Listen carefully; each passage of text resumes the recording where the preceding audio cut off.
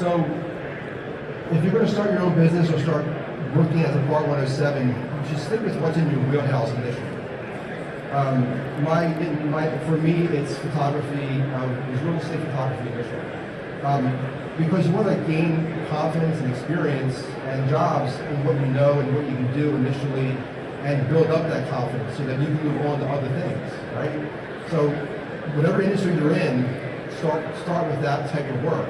It could be anything. You work in construction, you can be doing other types of work that I don't do, work for an architectural firm. So stay in your wheelhouse until you're ready to move on to something harder or different to make more money. Skills to begin learning. You always want to, well, you have to know what your drones can do. First of all, you have to know how your drones work, every aspect of them. You have to be confident using them. You have to be confident flying manually, especially. The automated features are great on these drones.